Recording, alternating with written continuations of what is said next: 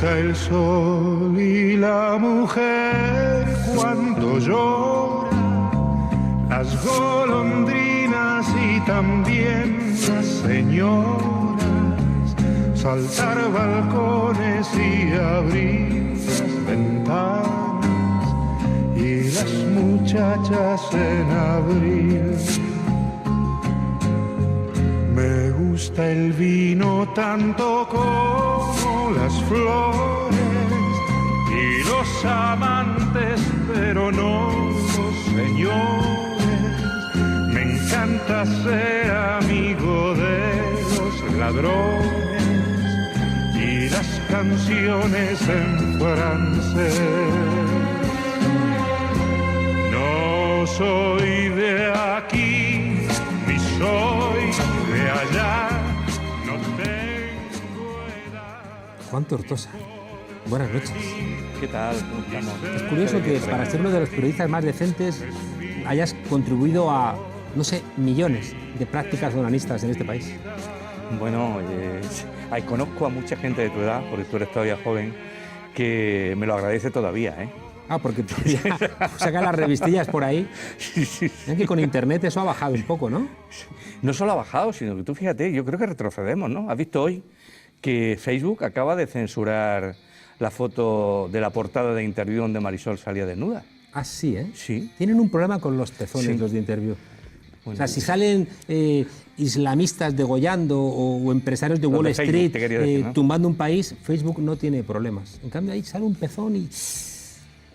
No es una, yo creo que estamos claramente retrocediendo. No sé si sucede igual con respecto a las relaciones con la justicia, porque tú piensas, cuando nosotros sacábamos las revistas que el Grupo Z editaba en los últimos 70, recién muerto Franco, en realidad era tal la pelea que había contra el sistema, contra las instituciones, que pensábamos que estábamos haciendo algo revolucionario, nos lo creíamos Sí, en serio, ¿no? Es decir, va a volver a ser igual. Es decir, al paso que vamos desde la ley Mordaza para acá, vamos a ser igual. Te encargaste, nada más morir el dictador, de la revista Lib, Sí, del Yes del Yes y Club Privado. y Club Privado. Yo no tenía dinero para comprarlas.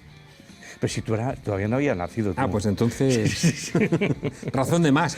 Oye, y es curioso porque pensando, ¿no?, en aquellas publicaciones y pensando hoy quién de alguna manera ha recuperado una parte de ese gusto, ¿no?, por las tetas, por los culos, ¿no?, que son los portales digitales de la extrema derecha. ¿Qué le pasa a la extrema derecha que te encarcela, que te multa, como era tu caso, ¿no?, por dirigir estas publicaciones? En cambio hoy se jartan a ver si consiguen, ¿no?, clics, poniendo todo tipo de escenas de ese No tipo. saben qué hacer. Hombre, a mí no me parece mal síntoma. Igual es que están desesperados porque no tienen otra manera de hacer reclamos, ¿no?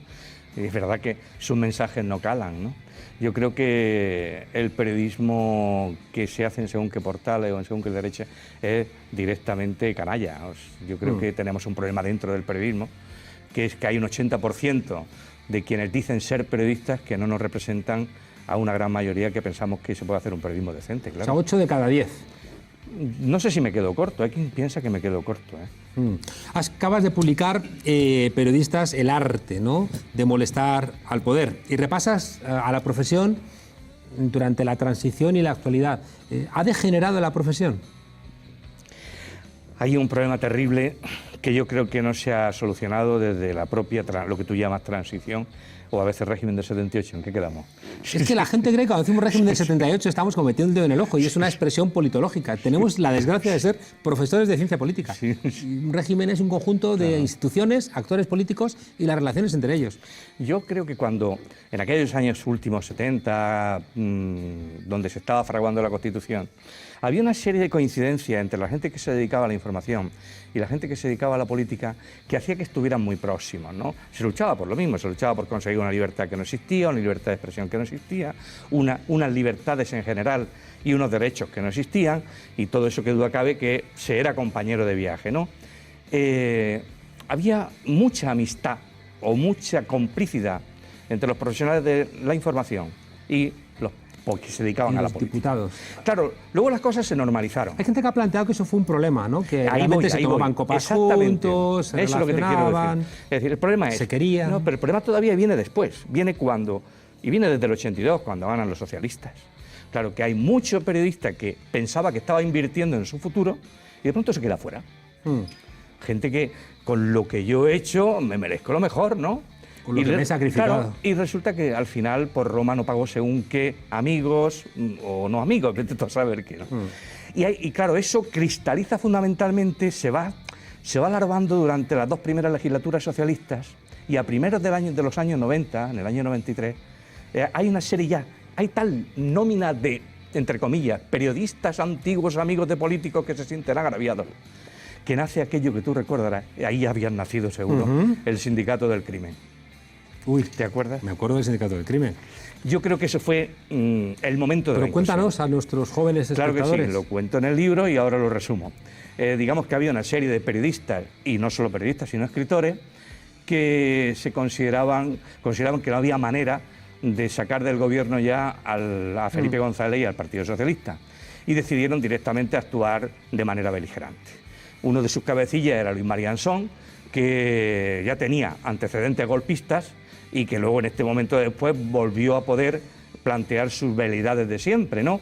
Se arropó con una serie de periodistas agraviados, Martín Prieto, antiguo subdirector del País, Luis del Olmo, Pedro J. Ramírez, José Luis Gutiérrez y Camilo José Cela, Antonio Gala, una serie de notables que durante muchos años habían gozado de buen predicamento en los años de la transición y también en los primeros años socialistas, pero que cada vez que preguntaban qué hay de lo mío, no conseguían nada. Aquello yo creo que fue lo que empezó a encanallar el panorama periodístico en nuestro país. Y lo que ha derivado en este guerra civilismo, que los sucesores de aquellos primeros presuntos agraviados y con germen y con vocación de golpistas, hicieron que ahora nos encontremos donde nos encontramos. Claro que es en una clara confrontación, y ya con el mundo digital absolutamente canalla, que hace que perdamos cada día predicamentos, si es que hemos tenido alguno en los últimos años, con el ciudadano medio al que le debemos nuestro trabajo y en el que poca gente de los que estamos en ahí mi pensamos. insultante juventud, que diría Escudier, yo recuerdo 2 hechos que para mí fueron la constatación evidente de que el periodismo trabajaba al servicio del poder. Uno fue la lucha sucia contra ETA, donde había toda una articulación, ¿no?, para ocultar lo que después supimos que eran torturas, ejecuciones extrajudiciales y actividades, ¿no?, contrarias a la ley y a la Constitución por parte de algunos cuerpos y fuerzas de la seguridad del Estado. Y luego el referéndum de la OTAN, donde también hubo una manipulación brutal. En aquel momento solamente había una televisión y el Partido Socialista de Felipe González Lo cuento ahí, sí, te lo resumo si quieres. Por eso, la televisión. Visto, ¿no? Bueno, yo estaba entonces trabajando en Informe Semanal. Había habido una época en Informe Semanal. He de decir que de todas maneras la manipulación tan gravísima que hemos sufrido en los últimos 6 años no se percibía en aquel entonces. Digamos que era una cosa más sutil, pero había, qué duda cabe, los mismos objetivos. Yo trabajaba con bastante libertad, lo reconozco, pero claro, amigo, llegó el momento del referéndum de la OTAN. Claro, me acuerdo como 2 meses antes del referéndum de la OTAN que me encargan un reportaje para explicarle Éramos televisión única, recordemos, no existía ninguna otra. La audiencia de Informe Semanal en aquellos años superaba los 18 millones de espectadores. Bueno, pues para esos 18 millones de espectadores había que contarle que, bueno, que hacer un referéndum pues era algo normal en una sociedad democrática, en una sociedad avanzada. En Suiza se hacían muchos, en Italia se hacían muchos, y ese era el espíritu del reportaje. Pero yo, insensato de mí, recordé que estábamos en el 3er año de la primera legislatura del Partido Socialista. Recordé que en los archivos, que había habido una entrevista con Alfonso Guerra que le había hecho Victoria Prego, una Victoria Prego muy diferente a la que conocemos ahora como presidente de la Asociación de la Prensa, que me parece que no representa a nadie. Pero en aquel entonces Victoria Prego tenía cierto predicamento y hizo una entrevista a Alfonso Guerra donde textualmente dijo: haremos el referéndum, claro que sí, año 83, pero para salirnos de la OTAN, no para quedarnos. Claro, yo cuando en el año 86, 2 meses antes del referéndum, tengo que hacer el reportaje que me habían encargado, recuerdo que el total, me voy a documentación, lo encuentro, lo incluyo. Nadie nunca me dijo nada, pero nunca más hice un reportaje sobre la OTAN. Se acabó. Recuerdo también que en aquel entonces, si tú también lo recuerdas perfectamente, para poder salir en la 2 un concierto de Sabina, obligaron a quitar la canción Cuervo Ingenuo, no fumar, la pipa de la paz. de Javier Crae, ¿no? Sí, sí, lo que pasa es que hay veces también, no sé, como no conozco cómo pudieron ser los intríngulis, es de decir que lo que sucede mucho, y sobre todo en televisión española desde siempre, es que probablemente los sargentos son más estrictos que los propios coroneles. Yo no sé si se cabrearon en Moncloa o no. Lo que sé es que algún acojonado, con perdón, no quiso nunca emitirla, ¿no? Se recuerda la etapa de Pilar Miró como en conjunto, ¿no? Como una de las más democráticas, si no la más. Fue muy breve. Recordemos que Pilar Miró además había sido directora general de cinematografía antes y que también había abierto una puerta en el cine español y había ventilado con aire fresco aquello. El problema era que habían empezado las guerras fratricidas dentro del Partido Socialista y había el sector guerrista no la quería para nada. Es decir, Pilar Miró es producto del momento en que Felipe y Alfonso Guerra empiezan a distanciarse y el hombre de guerra, Calviño, tiene que ser relevado y Felipe decide poner a alguien de su estricta confianza, algo que los guerristas nunca admitieron. Y por eso fueron los guerristas quienes la persiguieron a muerte hasta que consiguieron que dimitiera, claro. Ay, los guerristas. Oye, ¿quién llama más a los medios de comunicación, a las direcciones? ¿El poder político o el poder económico?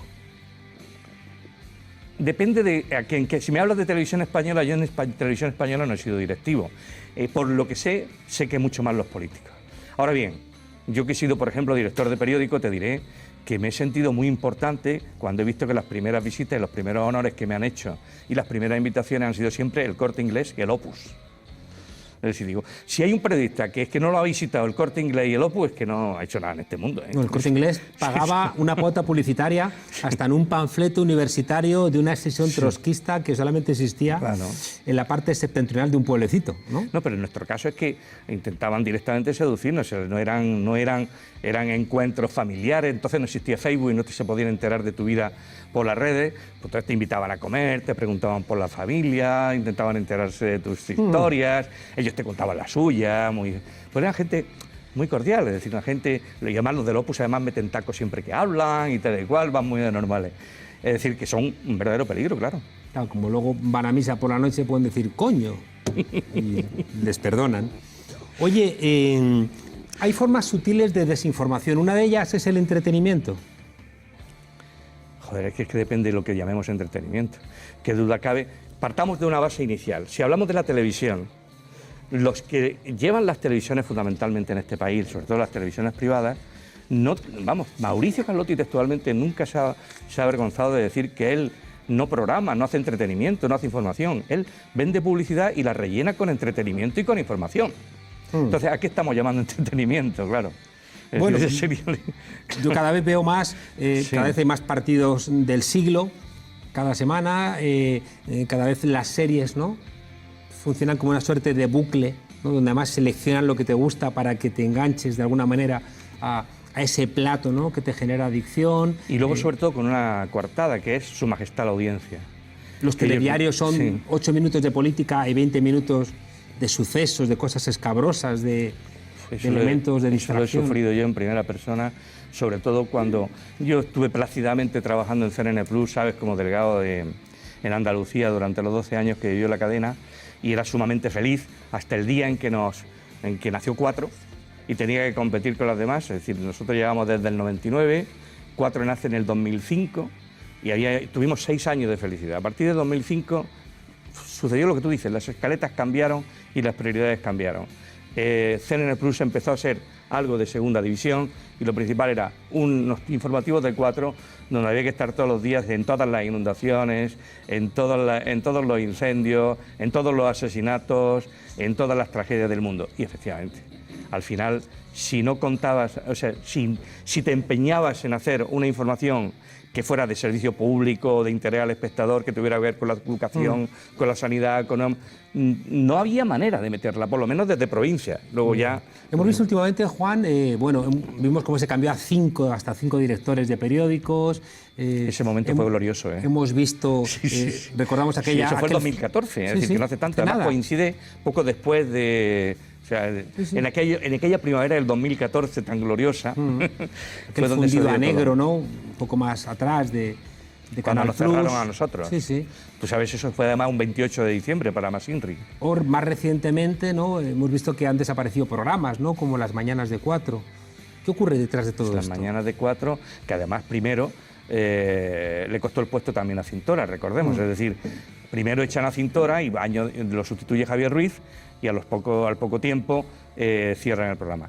La versión interna creo que es que fíjate, tú ves que también eso habla de la intrahistoria del periodismo, es que la gran nómina que existía en Las Mañanas de 4, dado el tiempo que llevaba el programa, tenía que ser pasada a fija. Entonces, no había manera de solucionar el problema y como no estaba, digamos que no fue el único argumento, pues fue el argumento que al final llenó el saco para acabar. Es decir, como no queremos cargarnos con una nómina excesiva, ¿qué hacemos? Fuera que ya... Bueno, Javier Ruiz, el pobre, no le ha ido mal del todo. Ahora está presentando el informativo de las 8 de la tarde en 4. ¿no? Hay gente que planteaba, y eso sí que me consta, que tanto el PP como el PSOE siempre llamaban a presionar mucho a Las Mañanas de 4, tanto con Cintora como con Ruiz. Bueno, es célebre aquella conversación de Maroto directamente amenazando a Javier Ruiz, ¿no? Ten cuidado con lo que pregunta, a ver lo que te queda. Más o menos fue textualmente lo que le dijo. El sacrosanto Maroto, que siempre va de santo varón. Oye, pensábamos que igual las televisiones públicas podían ayudar, pero las televisiones públicas a menudo se han convertido en televisiones de partido, no solamente en el conjunto del Estado. En Televisión Española lo hemos visto en otros lugares, en Canal Sur, lo hemos visto en TV3, en muchos lugares. Pero hay algo que me parece que fue injusto el otro día, Rosa María Mateo. Aquí yo creo que, y tú lo planteas en el libro, ¿no? Acá hay un punto de inflexión, que es el 15M, ¿no? Que la gente en las calles, ¿no?, rompe el sistema de partidos, lanza una andanada fortísima al régimen del 78 y a partir de ahí están cambiando las cosas, pero tú vas a plantear que siga habiendo la asignatura pendiente de ese 15M de los medios de comunicación. Pero vamos a escuchar a Rosa María Mateo. Se lo digo a todos ustedes, yo vengo aquí a decir la verdad. Y cuando digo la verdad es la verdad. Y cuando digo que soy independiente, señorías. Y nadie me va a dar órdenes. Ni ustedes, ni ustedes, ni ustedes. Nadie. Regaña a todos por igual. Que yo sepa, las presiones venían solamente de algunos sectores y no de todos. Bueno, yo imagino que se estaba curando en salud, ¿no? Bueno, hay una cosa clara. Es decir, yo creo que hay, incluso desde un planteamiento de cómo hay que hacer el periodismo, yo creo que hay seria discrepancia entre quien se dedica solo al ejercicio de la labor periodística y quien lo hace desde el punto de vista político. Yo creo que por esencia y por definición, cuando se tiene poder y tienes la posibilidad de evitar que te den determinados palos, aunque sean argumentados injustos, yo creo que si tiene la posibilidad de evitarlo, lo evita. Yo creo que eso es casi de una naturaleza humana. Yo creo que eso hay en el trasfondo de lo que está queriendo decir Rosa María. Que duda cabe que quien tiene en este momento ya, de quien tenemos argumentos sobrados para saber cómo son el Partido Popular y por supuesto el Partido Socialista, que son quienes, obviamente, le han calentado la oreja a todos los directores de informativos directamente, es decir, los delegados del gobierno. Yo soy fundador de Canal Sur Televisión. Yo me tuve que pelear a muerte con el director general de Radio Televisión Andaluza y marcharme a los pocos meses porque no había manera de hacer un telediario en condiciones. Es decir, primero, como no había manera de dominarme a mí, me cambió todos los delegados regionales que tenía para que fueran comisarios políticos suyos y me mandaban piezas que yo directamente tiraba a la basura. Es decir, claro, ¿cómo acabas con esa inercia? Y era un señor socialista del año 80, lo cuento en el libro, del año 89, donde yo todavía, ingenuo de mí, pensaba que me había metido en un proyecto, esto que le llaman proyecto ilusionante, donde Andalucía iba a tener por fin una televisión que mereciera la pena, y es lo que tenemos. Yo hace 12 años creo que no piso ninguna tertulia política de Radio Televisión Española, y si me invitaran mañana alguna, el PP diría, ya han tomado la televisión pública, es decir, que creo que o les enfrentamos o nos roban. Pero es que hay que hacerlo, hasta el bocadillo. Hay que hacerlo. Tenemos que terminar. Quiero que me contestes telegráficamente. ¿Qué aprendiste? Con una frase. ¿Qué aprendiste en Quién sabe dónde? ¿De quién sabe dónde? Sí, ¿qué aprendiste? Aprendí fundamentalmente que soy un afortunado. que cada vez que me iba a enterarme del problema que tenía la familia de un desaparecido, yo no tenía que quejarme y si me quejaba era absolutamente injusto. En tu libro hay una conclusión. Dices, cuando escribo estas líneas, ni la televisión, ni la radio, ni los periódicos que fueron naciendo tras la muerte de Franco tienen nada que ver con lo que algunos pensábamos que podían haber llegado a ser. ¿Pesimista? Hay una parte, hombre, creo que digo más cosas, pero esa frase es textual, que duda cabe. Creo que hago también un canto por la posibilidad de que gracias al periodismo digital la cosa salga para adelante. Desde luego, en el papel lo creo difícil, porque y en los medios audiovisuales hace falta un reseteado, hace falta un 15M, hace falta un grito, sobre todo de la generación cuarentañera, treintañera y veintañera, la gente que en la facultad les engañan pensando que su vida va a ser la repera cuando salgan, diciendo no nos representa. Conociste a Podemos, cuentas en el libro, hace casi 5 años. Claro, tuve la fortuna y fui un afortunado Cuando absoluto. estaban haciendo. Sí. Y haces algunas críticas, como que planteas que ahí teníamos dificultades para asumir algunas críticas, o que no entendíamos muy bien por qué nos daban tantos palos en la política, nos parecía injusto. Hoy es un día curioso, ¿no? Ha pasado algo que creo que es muy relevante en el ámbito de Europa, ¿no? Y es que el Partido Socialista y Unidos Podemos han aprobado unos presupuestos. ¿Qué lectura haces? Y con esto nos despedimos. El periodista de raza Juan Tortosa. La lectura es que hay motivos para estar esperanzados, yo creo. Bueno, no sé si eso significa que se van a aprobar, nos faltan los votos del resto de los partidos para la mayoría, por lo menos se tiene hecho la base. Pero bueno, a mí me parece una buena noticia, me parece una excelente noticia, me parece que el camino que se empezasteis hace 4 o 5 años, cuando yo tuve la fortuna de ser invitado como tertuliano a vuestro programa de La Tuerca, aquella frescura está desembocando en algo que puede llegar a ser esa misma frescura ya heredada en el ejercicio de la política, que se percibe también desde que se está en el Parlamento, pero que, bueno, a ver qué hacéis cuando tocáis poder, ¿eh? Eso es otra, ahí os espero. Tú no has perdido frescura y ahí estás. Ojalá vayas por todas las facultades de periodismo de este país contándoles, ¿no?, a los jóvenes. Bueno, si me permite y hay tiempo, te diría que yo reduciría al mínimo posible el número de facultades en España. Me parece que estamos engañando a los estudiantes de periodismo, me parece que es una estafa directamente, me parece que no aprenden lo suficiente, me parece que para ser periodista no hace falta ser licenciado. Yo he hecho muchas entrevistas a gente a la que tenía que contratar que no tenía licenciatura y eran estupendos, y gente que había sacado matrícula de honor que no valía para nada. Es decir, que no creo que las facultades sean el camino. El camino yo creo que es tener una formación estupenda universitaria y luego hacer probablemente un máster y unas prácticas. Pero claro, esto no es políticamente correcto decirlo. A mí, mis amigos, tengo muchos amigos que dan clases en facultades de periodismo que me hacen siempre vudú cada vez que suelto esta idea, ¿no? Pero no me extraña, sinceramente no me extraña. Serán esos amigos que dicen que no son periodistas, sino que tocan el piano allá, por la calle Ballesta, en un burdel, para turistas que se quieren gastar poco dinero. Juan Tortosa, muchísimas gracias por acompañarnos. Aprendemos como siempre, y ya sabes que aquí en la frontera, donde apenas tenemos cobertura, los periodistas siguen tirando de libreta y lápiz. Gracias por acompañarnos. Gracias a ti, y este tipo de programa algún día habrá que verlo en la televisión pública, ¿eh? Pues ojalá. No os lo perdáis. Periodistas, un repaso a la historia del periodismo de verdad en nuestro país. Seguramente los que sois un poco más mayores os encontraréis cosas que ni os imagináis.